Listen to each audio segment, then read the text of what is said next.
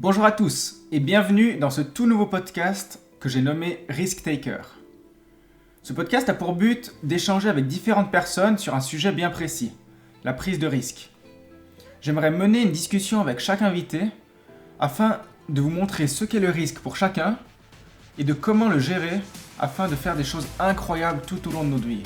J'espère pouvoir vous apporter des réponses tout en apprenant moi aussi de mes invités. Vous présenter des expériences de vie incroyables et vous booster. Mais surtout, je vais vous donner l'envie de dépasser vos peurs et de réaliser vos rêves les plus fous. Je m'appelle Jonas Bell et j'ai l'honneur de vous présenter Risk Taker.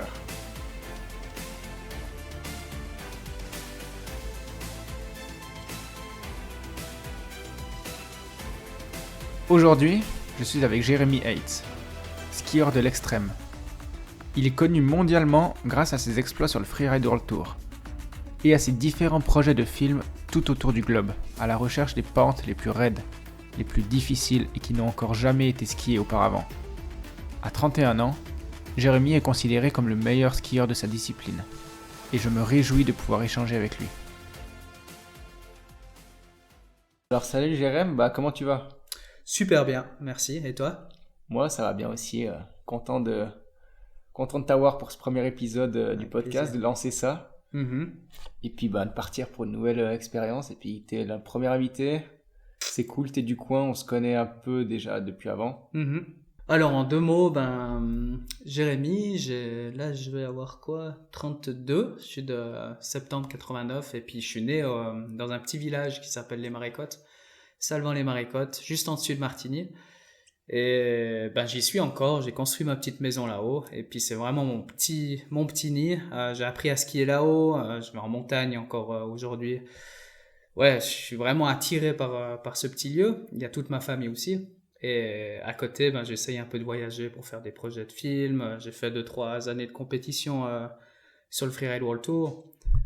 Juste avant ça, j'ai fait un peu de ski alpin. Et puis voilà, maintenant j'ai la chance de pouvoir faire mes projets, ceux qui me mûrissent dans la tête.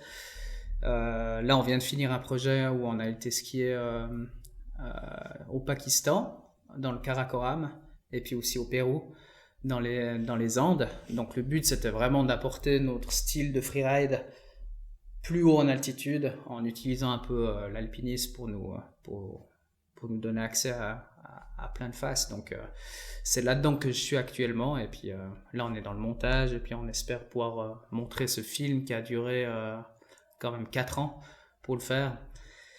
Et ouais, je suis assez excité de le montrer et puis surtout de le finir cet automne. Donc voilà, en quelques mots, c'est ça.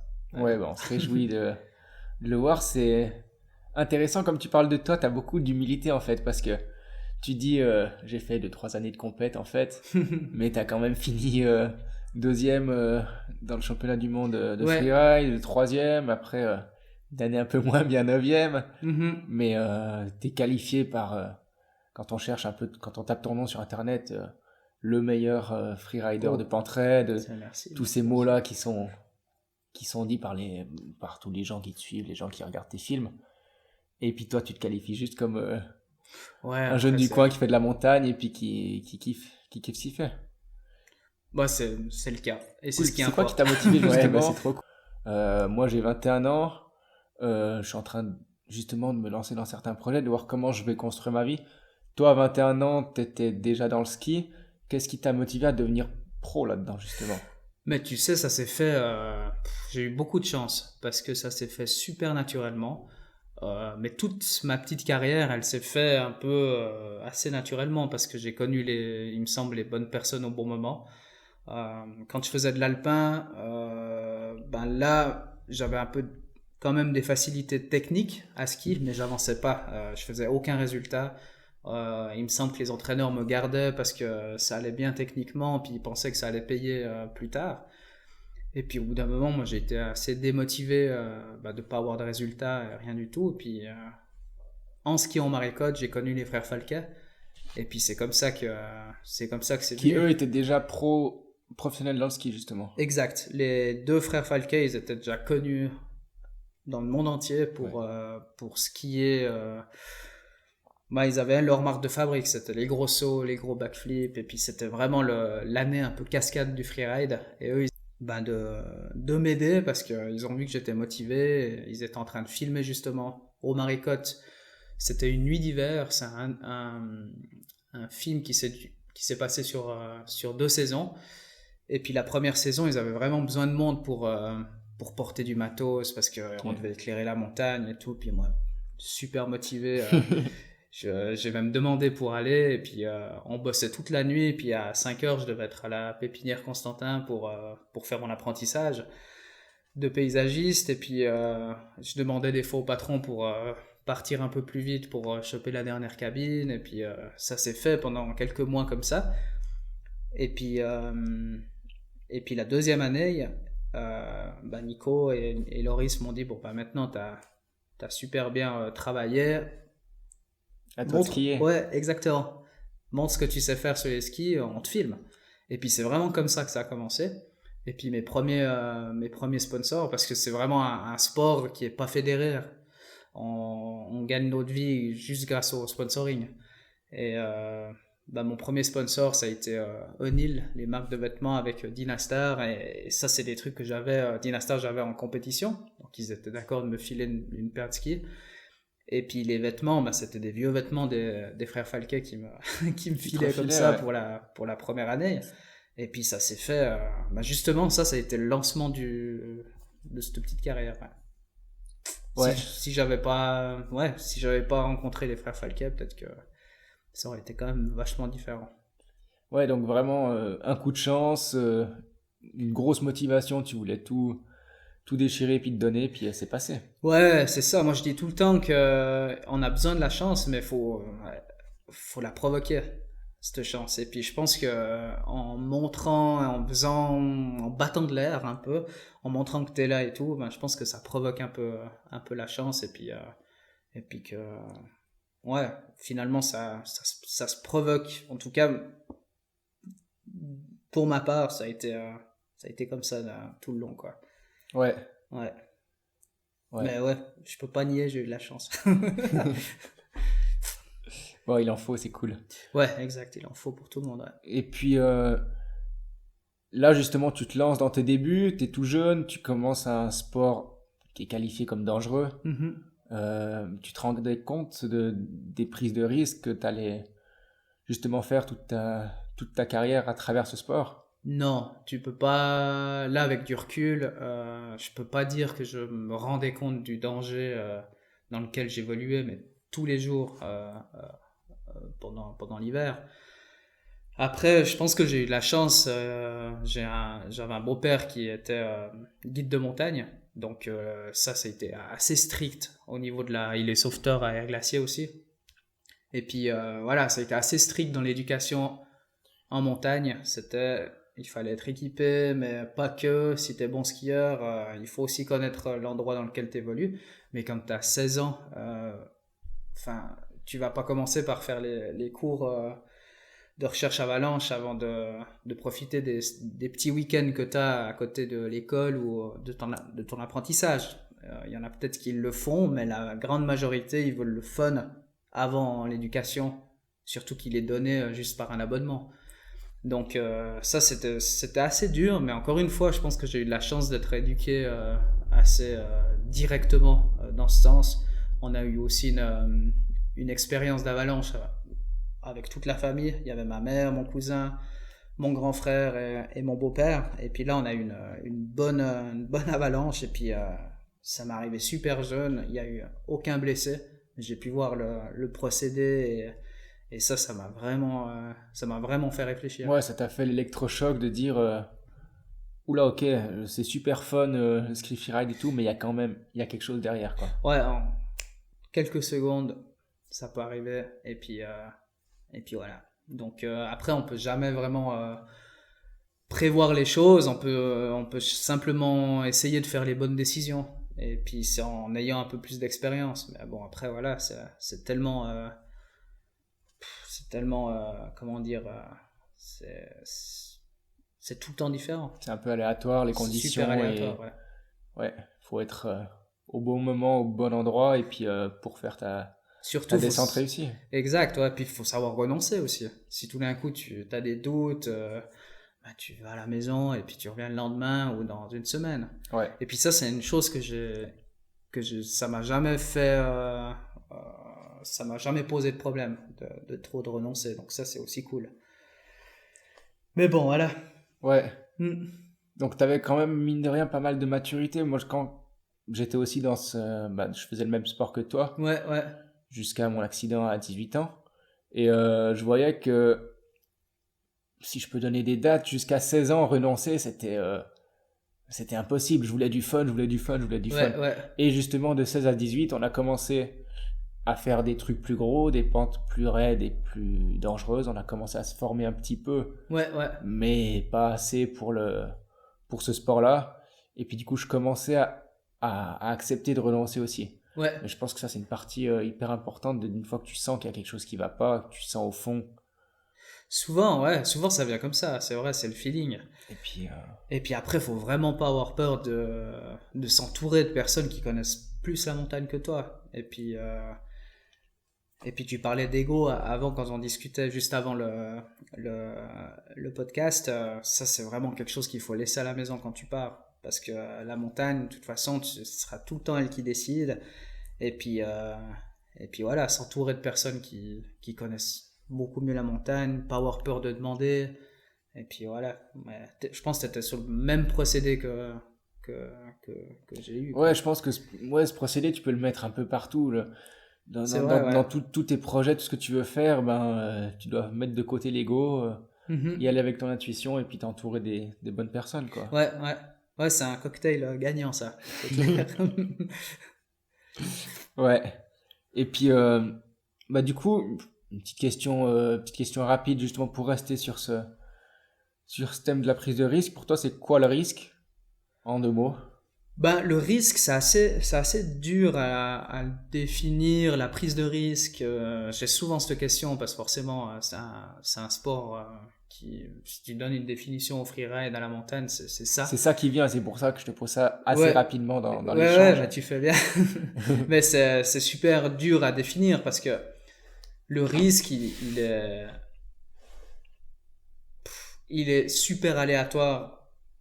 Si tu parles à une personne ou à une autre personne, c'est super aléatoire parce que si moi, je sais pas, je vais skier tous les jours, par exemple, et ben le risque, il est beaucoup plus. Enfin, tu gagnes cette expérience d'être sur cette espèce de ligne rouge qui fait que, ben, si on prend un schéma, c'est que cette ligne rouge, c'est les risques, c'est tes aptitudes personnelles max.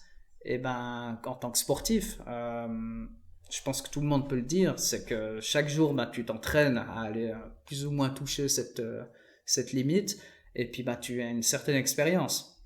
Parce que ben, tu l'as touché une fois, tu l'as... Ah, ouais, alors c'est vraiment impressionnant. Et puis là, tu reviens le lendemain, et puis tu pousses cette limite, tu pousses cette ligne rouge, et puis au bout d'un moment, c'est clair qu'il y a un butoir, et puis c'est là qu'il faut savoir s'arrêter. Mais le risque, il est pour tout le monde différent, et pour ça, c'est super dur je sais pas, à donner une définition, quoi. Mais pour moi, le risque, du moment que je prends mes skis et puis que je vais en montagne par danger 3 ou 2 ou 3 où il y a de la nouvelle neige et tout, il y a un risque. Ça, c'est clair et net. Et puis Mais ça, on le sait. tu le sais, puis tu deals avec, en fait. Voilà, il faut être assez bon dans les prises de décision, je pense. Et puis, encore une fois, prise de décision, je sais pas quoi décider. On revient demain ou on revient plus tard. Ouais, Hmm. ok. Puis Ça, justement, tu parlais de préparation pour, en fait, éliminer un peu ce risque ou l'amoindrir. C'est quoi ta préparation mentale, physique? Qu'est-ce que tu fais le reste de la saison pour justement préparer tes pentes, préparer tes projets? Bon, j'ai eu tout au long de ma petite carrière, là, j'ai eu plusieurs préparations, j'ai testé plusieurs choses. Au début, quand je faisais vraiment de la compétition, ça a été rapidement l'objectif de bien faire en compétition. Donc là, c'était à la salle de sport 3-4 mois avant la saison. Et puis après, ce que j'essayais de faire et ce qui reste quand même dans le plus haut de ma liste de préparation, c'est de mettre les skis chaque fois que je peux. Donc voilà, j'ai la chance de vivre de ça. Je peux aller un peu tout le temps, tous les jours skier quand il y a de la neige. Et puis ça, c'est vraiment le meilleur entraînement que tu puisses avoir. Mais pour tous les sports. Avoir le truc vraiment spécifique, skier dans des mauvaises conditions, skier des champs de bosse, pas tout le temps dans les belles conditions. Et puis c'est vraiment comme ça que je prends du plaisir à m'entraîner en fait. Ouais. Après préparation mentale et tout, j'ai pas trop. J'ai essayé le yoga un moment et c'était assez dur parce que je suis un peu partout en même temps et puis il fallait vraiment se calmer à un moment même parce que j'avais des cours ici à Martigny. Et puis c'était assez dur, enfin j'avais rarement l'envie d'y aller. Après je sais que après l'heure et demie de yoga, ça m'a fait super du bien. C'était plus pour essayer de gérer un peu cette pression que j'avais au début des compétitions. Souvent la veille je dormais mal en fait. Ouais, il y avait trop de stress et puis tu savais pas forcément comment l'évacuer. Ouais, exact, ouais. Ouais. Après c'est un peu, j'ai fait un peu que ça, tout ce qui concerne un peu le mental. Mais après si tu prépare bien physiquement et toutes tes aptitudes, ça aide Le mental suit derrière. Tu sais que tu as ton corps qui peut te... Qu'il est capable, ouais. Qui suit et puis du coup la tête elle a la confiance et tout ça. Ouais, moi j'ai plus marché comme ça, ouais. Ouais. Ouais. Un peu au feeling comme tu disais avant, si tu te la sens, vas-y. Ouais. Si je la sens pas, tu renonces. Exact, et puis après demander aussi des conseils. J'ai souvent été sur les courses avec Richard Amaker, Sam Antamaten, et tous les... Bah après c'est aussi un super petit milieu, on se connaît tous sur le tour, et puis s'il y avait des doutes et des trucs comme ça, moi je demandais volontiers qu'est-ce qu'ils en pensaient, quoi. Ouais. Ouais, demander de l'aide aussi, c'est cool. Tu parles justement que tu demandais de l'aide à des professionnels, donc Sam Antamaten, Richard, qui sont pros dans le ski. Ouais. Est-ce que tu demandais des conseils à ta famille, à tes proches? Qu'est-ce qu'ils pensaient de ton sport? Ils te voyaient partir le week-end, ils disaient est-ce que Jérémy il va se faire mal? Est-ce qu'il va gagner une course? Est-ce qu'ils savaient? Qu'est-ce qu'ils pensaient de ce que tu faisais en fait? Est-ce qu'ils avaient peur? Ça c'est une bonne question. Je sais que moi c'est une question qu'on me pose souvent justement quand quand je prenais beaucoup de risques physiques dans le sport, et puis justement après mon accident que j'avais envie de tout donner pour revenir. Ouais. Les gens avaient peur, ils me disaient ouais mais Jonas, prendre des risques c'est dangereux, c'est ci, c'est ça. Puis justement ils me donnaient leur peur qui moi m'intéressait pas. Est-ce que tu as vécu ça? Qu'est-ce que tes proches pensaient en fait? C'est une bonne question parce que au début que je faisais des compétitions, dans la tête de ma famille en tout cas, j'en ai un petit peu parlé, il me semble que c'était Jérémy il va sur une compétition pour performer et de toute façon cette montagne elle est pareille pour tout le monde, pour tous les compétiteurs, et puis il check, c'est super sécurisé une compète. Après, c'est à toi de pas faire n'importe quoi non plus. Si tu viendrais à tomber ou à autre chose, mais tout ce qui concerne les avalanches et tout, c'est pas exclu, mais il y a très peu de risques que ça arrive pendant la compète. Et il me semble que c'est beaucoup plus dur maintenant à accepter ce que je fais, vu qu'on va en montagne, on va dans des endroits qui ont jamais été trop skiés. Et puis qu'il y a une énorme part d'incertitude autour de mes projets actuels. Et puis ça, je pense que c'est beaucoup plus dur à accepter. Ok, c'est plutôt maintenant avec tes nouveaux projets qui sont plus gros, qui sont moins encadrés, on va dire. Ouais. Que les peurs se réveillent chez tes proches ou qu'il y a des incertitudes ou que... Ouais. Des questions qui se posent. Exact, ouais. Et puis aussi, je pense qu'ils sentent aussi que moi, j'ai quand même changé, mais je pense que toi, tu as senti aussi... T'as gagné en maturité, mais je pense à vitesse grand V avec les choses qui nous arrivent dans la vie. Et puis, personnellement, je skie pas du tout pareil maintenant que ce que je skiais à 25 ans, pendant le premier film. Là, j'ai été faire un peu de montagne, j'ai revu où je descendais et tout. J'étais là, c'était en bonne condition, mais je sais pas, Ouais, c'est différent. Je suis beaucoup plus conscient de ce qui peut arriver et puis des conséquences. Je pense que je serais tout le temps capable de faire ces choses, même de les faire mieux, mais d'être conscient à 100% que ça n'arrive pas qu'aux autres, que la montagne, elle n'a pas que les conditions de neige qui peuvent changer ou de la glace là qui peut se dévoiler. Il y a mille autres choses. Et puis quand tu rentres un peu dans ce milieu avec un petit peu de jeunesse, ça aide pour performer, mais un peu moins pour gérer le reste. Donc, mais je pense que tu as dû sentir ça aussi. Ouais, puis j'ai surtout senti maintenant, en fait, comme tu dis, une fois que tu commences à mûrir un petit peu, sans prétention aucune, toi, tu as mûri aussi beaucoup avec tes compétitions, avec tes projets, avec les gens que tu rencontres. Ouais, ouais. Tu sens que tu penses pas pareil, en fait, et puis tu gères les choses différemment. C'est vrai, ouais. Ouais. Non, c'est vraiment ça. Mais c'est cool, c'est un procédé que je regarde, je sais pas si c'est pareil avec toi, mais je regarde de l'extérieur et puis tu vois, moi je vois une monstre évolution. La maturité. Ouais. Prends le melon, ouais, moi je suis hyper mature. Ouais, je sais pas si c'est un... Ouais, justement, on parlait de tes projets, tes nouveaux projets maintenant. Parmi tous tes projets après compétition, c'est lequel ou lesquels qui ont été les plus challengeants pour toi, où tu t'es dit, wow, ça va vraiment être un truc de fou. Ouais, alors... Dans quoi je me lance? C'est sans aucune hésitation le dernier là qu'on vient de finir ce printemps. Ça a été vraiment, je pense que ça a été un peu à ma limite, en tout cas personnelle, parce que ça a été de gérer. On voulait faire quelque chose qui n'avait pas trop été fait déjà. Ça veut dire skier des montagnes, jamais skier. Voilà, le but c'était de faire ce qu'on a fait ici dans les Alpes. Skier ces itinéraires de montagne, de pentraide à haute vitesse avec du matériel de freeride.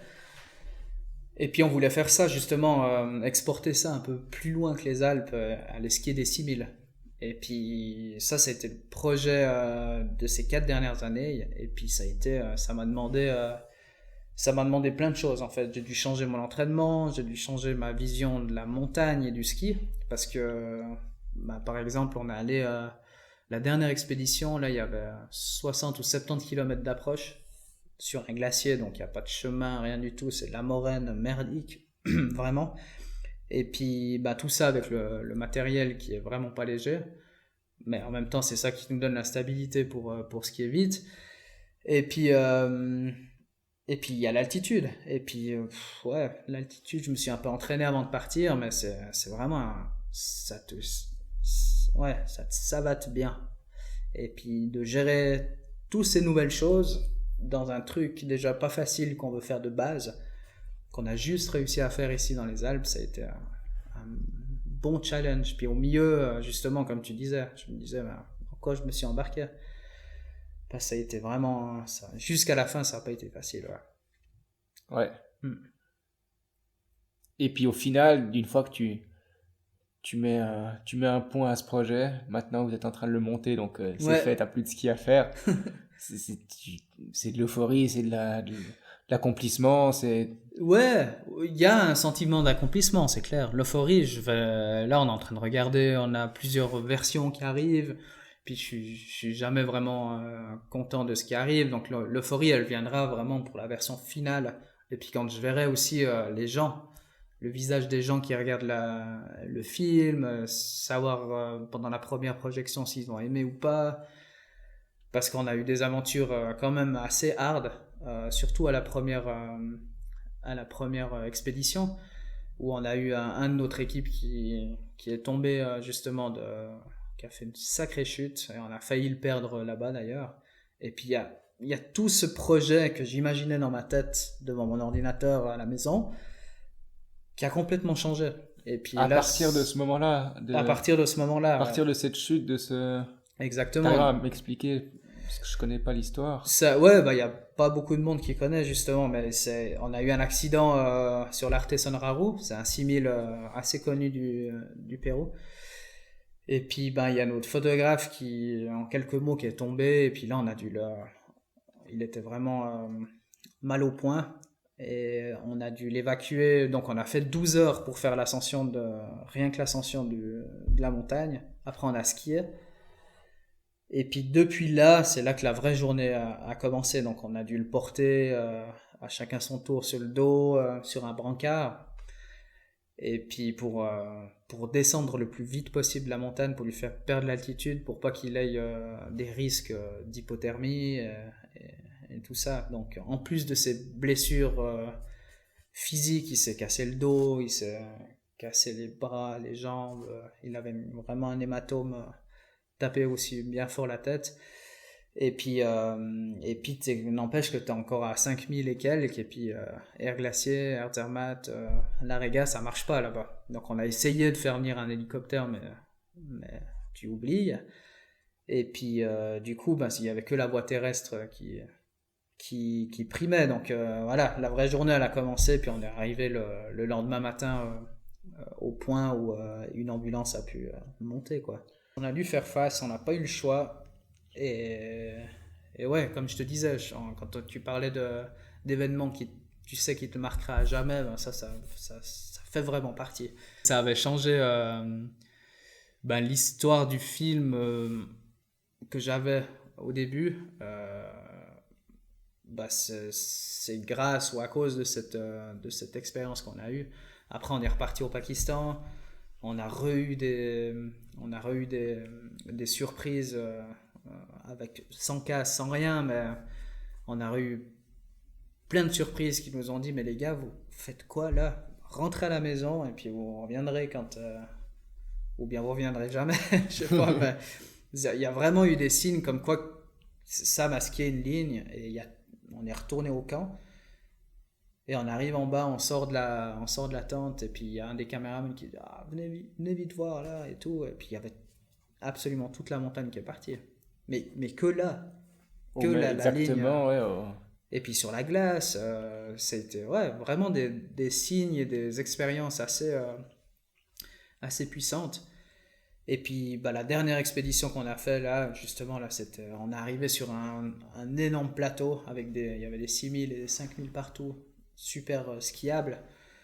Et puis on s'est dit, bon, on part là-bas, on met notre camp de base au pied, au centre de ce massif. Et puis tous les jours on ira skier, et puis on prendra ce qu'il y a. On n'a pas vraiment d'objectif clair. Et puis ça a super bien marché. De simplement arriver en montagne, ok, vous êtes tous bien avec l'altitude et tout, ben demain on essaye de faire quelque chose en fonction des conditions du moment. Et puis on a été chanceux aussi d'avoir des bonnes conditions, mais de faire de pas trop planifier les choses, finalement c'est ça qui a marché. Ok. Ouais, je pense qu'il faut voir en fonction du projet puis du moment, en fait. Il y a des moments où on doit planifier super bien pour justement Ouais. être prêt, et puis des moments où il faut faire avec ce qui vient. Ouais, non, exactement. Exactement, mais enfin, tu sais jamais quand. Tu sais jamais, ouais. Donc c'est ça qui est assez cool quand ça marche. C'est un peu la magie la magie des projets, la magie des rêves, c'est que tu planifies ton rêve, tu planifies ton film, et puis quand tu arrives sur place, il faut s'adapter. Ouais, exactement, ouais. Faut s'adapter. Bon, on revient après aux décisions que tu peux prendre si tu as un peu de bouteille ou pas. Mais là, j'avais de la chance, il y avait des gens qui avaient vraiment plein d'expérience. Tu parles des gens qui ont eu des soucis, tu parles de surprises que vous avez eues. Est-ce que toi, personnellement, t'as déjà fait, peu importe dans quel projet ou dans ta vie Ouais. autre, n'importe, des grosses erreurs qui ont eu beaucoup de conséquences, et puis si oui, qu'est-ce qu'elles t'ont apprises en fait, ces erreurs, puis est-ce que tu as réussi à passer au-dessus pour ne plus les faire? Alors des erreurs, j'en ai fait mais plein. Après qui ont eu des conséquences à long terme. Après une erreur, peut-être c'était en compétition une fois où je me suis fait mal bêtement. En fait, c'était la première année où les résultats marchaient bien. C'était la Fiberbrunn, la dernière étape avant Verbier. Et puis là, j'étais, je sais pas, deuxième ou premier du classement, je sais plus du tout. Et puis je me suis dit, bon, ben, de toute façon, j'étais dans une bulle. Cette saison-là, j'étais vraiment dans une bulle. Il y a tout qui jouait, ce qui est rare. Et puis, j'ai fait le haut de la ligne que j'avais imaginé dans ma tête parce que je m'imagine tout le temps les lignes que je fais à ski.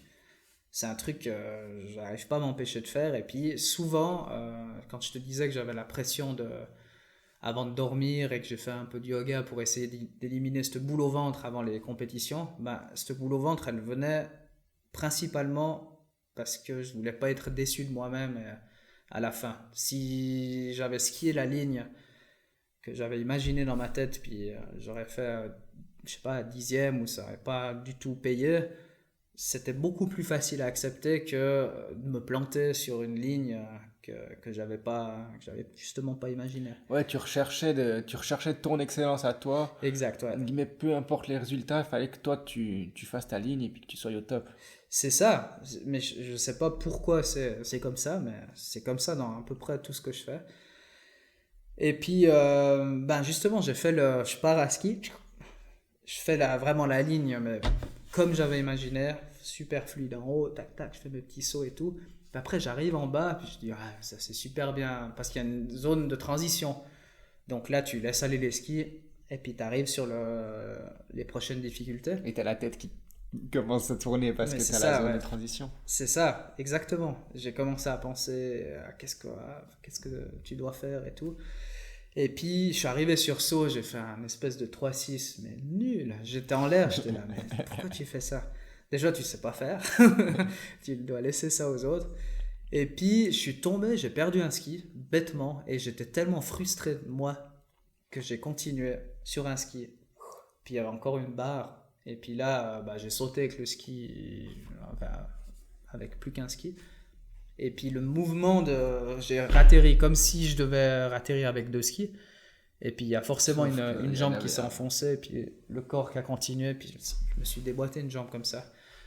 Et puis ce qui était vraiment frustrant dans cette expérience-là, c'est que je pouvais absolument plus bouger parce que j'avais la tête...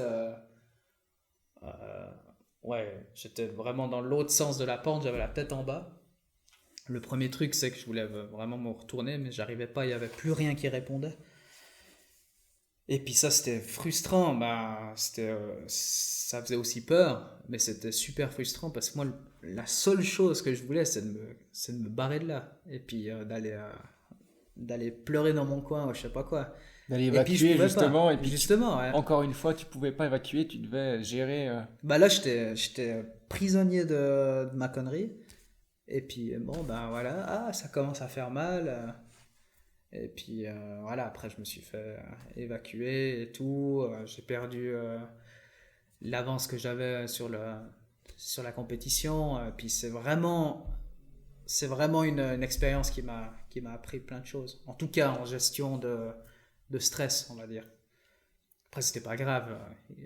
Je sais pas, 2-3 mois plus tard, je remarchais, je recourais. Ouais, ouais, entre guillemets, le but c'est que tu aies appris quelque chose, et puis Ouais, moi je le vois quand je fais aussi mes erreurs à moi, et ben il faut pouvoir apprendre des erreurs, sinon c'est vraiment pas cool quoi. bah c'est ça, ouais, Au faut moins essayer sortir un truc d'apprendre. de positif de Exact. ce que tu as fait quoi. Ouais, ouais, puis ça c'est super important, je trouve. Parce que tu peux te morfondre sur ton erreur et puis dire pourquoi j'ai fait ça et puis machin. Puis alors que tu peux te dire, ouais, ok, alors il va forcément avoir une, euh, une situation pareille peut-être, et puis comment je vais pouvoir réagir différemment. Il me semble que c'est le procédé que tu as, donc c'est top. Ouais, on revient sur tes prises de décision, on revient tout le temps Mm. sur les mêmes thèmes en fait qui régissent toute notre vie. Tu prends les bonnes décisions, ça se passe bien. Tu prends les mauvaises, et ben bonne chance quoi. Ça peut se passer, mais Ouais, tant bien, ouais. Mm. ouais. Justement, quand je parle avec plein de gens là, en ce moment depuis que je suis sorti du centre de rééducation, je commence à parler à plein de gens, à m'intéresser justement à comment les gens voient les choses pour que je puisse prendre chaque petite aide de tout le monde. Ouais. Et puis je vois que une grande partie d'entre eux, ils osent pas prendre les risques ou faire les choses ou s'engager dans des projets ou dans des aventures juste par peur de pas réussir ou par peur parce que c'est trop risqué alors que le risque n'est pas forcément réel. Et Mhm. puis du coup, ils osent pas faire les choses et puis ils restent là à Martigny dans leur ville natale puis ils aimeraient partir autour du monde, ils aimeraient quitter leur job pour faire Ah ouais, je vois ce que monter tu veux une dire, ouais. boîte, ou ils aimeraient se lancer dans le sport d'élite, ils Ouais. aimeraient faire un truc de fou dans leur vie, puis ils osent. Qu'est-ce que tu pourrais leur dire justement à ces gens ou qu'est-ce que... Ça, c'est une super bonne question, mais moi, je pense que ça, c'est vraiment lié au caractère de la personne. Toi, t'es né avec ce caractère-là. T'as envie de.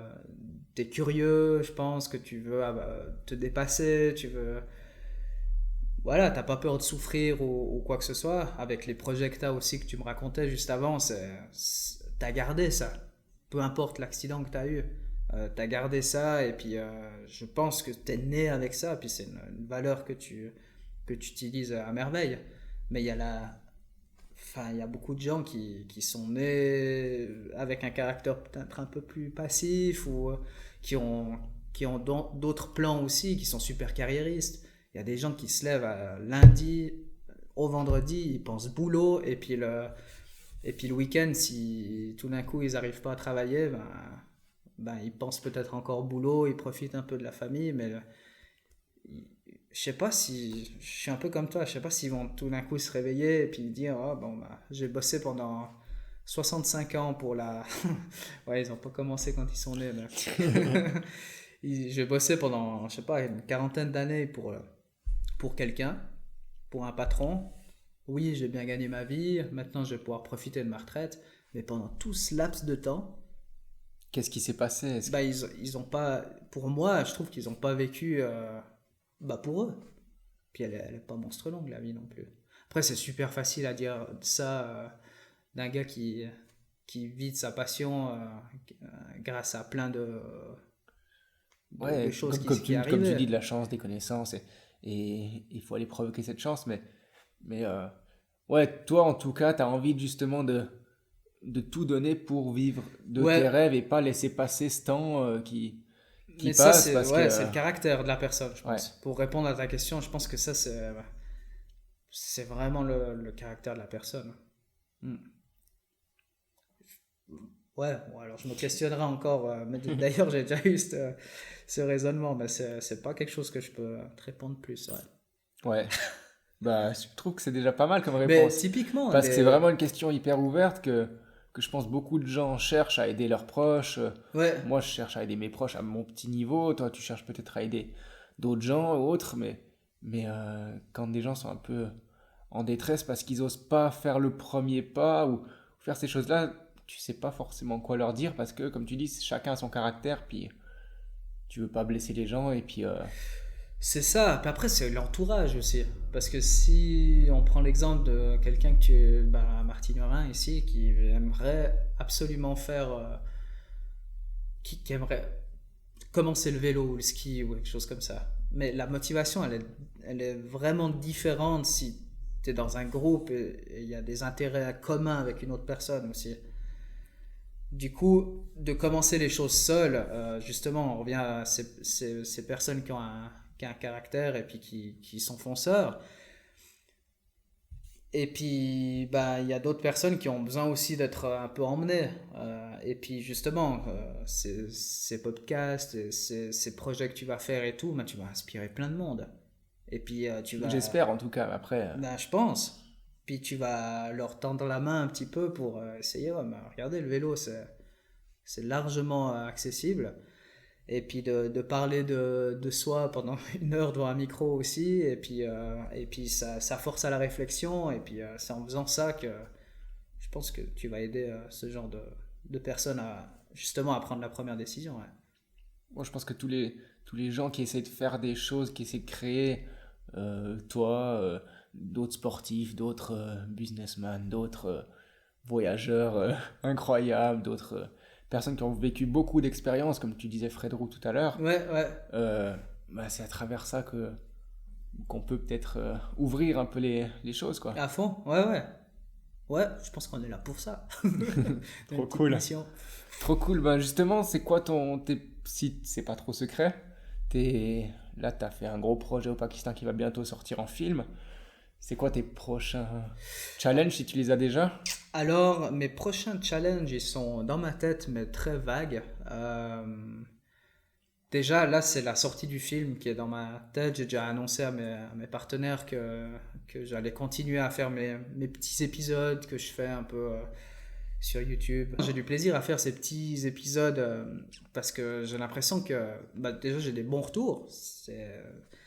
C'est assez cool. Et puis, j'ai l'impression de justement inspirer, en tout cas, à sortir un peu de la maison quelques personnes, même s'ils n'arrivent pas forcément peut-être à avoir beaucoup de parallèles dans le parapente ou des trucs du ski, de la montagne et tout, mais rien que d'aller en montagne. Et puis c'est un peu mon but en fait, avec ce petit projet que j'ai un peu personnel. Donc je vais continuer à faire ça cette année, l'année qui vient. Et puis en parallèle à ça, on va avoir pas mal de jobs à aller présenter ce film, que ça soit en Suisse, en Europe ou aux États-Unis aussi. Et voilà, c'est un peu moins fun que d'aller en montagne, mais en fait, tu présentes un peu. C'est une partie aussi du. Ouais, mais c'est cool après, comme je te disais, de voir les personnes découvrir ce film que tu as vraiment trimé pour faire. Et puis tu as la chance d'aller le présenter ailleurs qu'en Valais. C'est quand même cool. Vraiment cool. Mais on va quand même commencer par le Valais. Une chose après l'autre, et puis ensuite tu iras à New York. Exact. Ouais. J'en sais rien où, pour présenter dans des grandes salles gigantesques. Barjaquer mon anglais parfait. Non, moi je suis espagnol. L'anglais valaisan, on le connaît. Ouais, exact, ouais. Ouais, et puis après, sinon, tout ce qui est retour à la compétition et les trucs comme ça, j'y pensais un petit peu, ou peut-être, je sais pas, faire une compétition par-ci par-là et tout, mais ouais, c'est des trucs des envies qui viennent comme ça, mais qui restent pas trop longtemps. Et puis au niveau des films, j'ai 2-3 petites idées aussi dans des autres pays, mais pas forcément plus haut que ce que on a essayé d'aller. Parce qu'après, ça devient super compliqué, quoi. Ouais, peut-être retrouver des beaux petits 4000 au Pakistan ou en Mongolie ou dans les Andes. Ça peut être un cool projet. Ouais, il faut laisser germer un peu C'est ça, ouais. les idées. Mm-hmm. Et puis noter quand il y a les bonnes qui viennennent. Exact, ouais. Petit carnet. Tu fais ça? Ouais, j'ai un petit carnet, ouais. Mm-hmm. Donc, quand t'as... Puis elles te viennent quand, ces idées? Genre, quand t'es tranquille, machin, Souvent, très souvent, elles me viennent quand je conduis. Ah, ok. Quand j'ai rien à faire sur l'autoroute. Ouais, parce que tu conduis très vite, du coup. Ouais. Non, alors, ça me vient souvent quand je fais des sports d'endurance, quand tu es vraiment dans ton truc et tu te perds un peu dans tes idées. Et ça, j'ai pas mon petit carnet d'ailleurs. Mais non, mais quand je conduis et puis quand je fais des choses où il y a vraiment que moi et puis que c'est un peu passif comme effort, c'est souvent là que ça vient, ouais. Ok. Toi aussi ou bien? Assez, en tout cas, j'essaye de trouver des moments parce que je suis souvent dans le stress, dans l'action, j'essaie de faire des choses et puis des fois, justement, il n'y a rien qui sort comme projet, comme envie. Et puis c'est quand je me prends 3 jours pour partir au chalet ou pour partir en week-end ou faire du vélo ou justement à peu près les mêmes moments que toi, pas exactement, mais plutôt quand je suis tranquille, allongé sur un transat, c'est là que ça me vient et puis je me dis ah mais pourquoi pas lancer ça ou pourquoi pas essayer de regarder comment je pourrais faire ça et puis si c'est possible tant mieux, si c'est pas possible tant pis, en tout cas pas possible pour le moment, tant pis, et puis je le garde dans un coin de ma tête où je le note, et puis... Ouais, c'est cool, c'est trop bien. C'est trop bien, parce qu'il y a beaucoup de gens qui pensent à où c'est que je vais aller en vacances la prochaine année. Toi, tu penses à des trucs où tu te surpasses et tout, c'est trop cool. C'est vrai que j'ai souvent ces idées de surpassement qui viennent. Je te mens pas que je suis humain comme tout le monde, et puis que de partir en vacances, et puis de De regarder la télé un soir et puis de faire des trucs complètement qui nous font sortir complètement du quotidien puis qui nous font nous évader. Je dis pas non. Ouais, non, c'est clair. Hein. C'est clair. On est aussi humain, même si on aime bien faire des trucs un peu différents. Via notre situation ou autre, on est quand même humain, la même chose. Ouais, non, c'est clair. Puis si tu essaies de chasser ça, ça revient assez vite. Hein. Ouais, faut pas trop chasser ces démons, j'ai l'impression. Ah non, ça c'est clair. Faut réussir à discuter avec pour qu'ils t'embêtent pas trop. C'est en tout cas ce que j'essaie de faire. Ouais, bah c'est bien, je pense.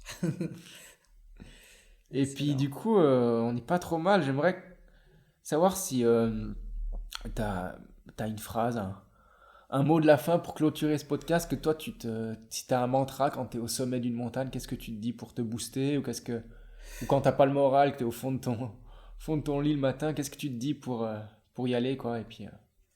Bah, ça c'est une bonne question, mais après, les petites punchlines que je pourrais avoir au début, mais tu sais que je me suis rendu compte que je me parlais pendant que je skiais.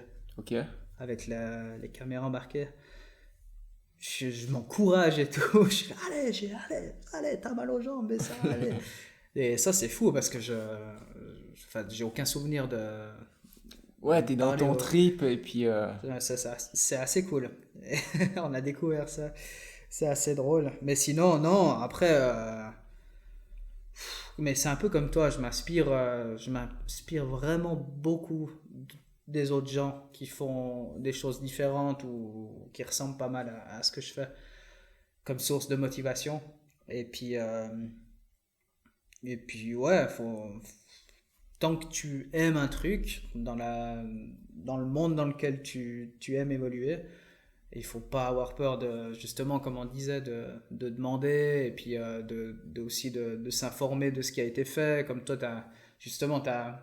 t'es tombé sur ce nouveau projet de bike et tout, il a germé et puis là tu le concrétises et puis moi ça je trouve incroyable. Et puis c'est le genre de choses qui me motivent pour mes trucs à moi. Bon. Bah merci. Et c'est une super phrase de fin. Merci beaucoup avec plaisir. Pour ce partage et puis je me réjouis de voir tes projets. Ah bah moi aussi. Cool. Merci.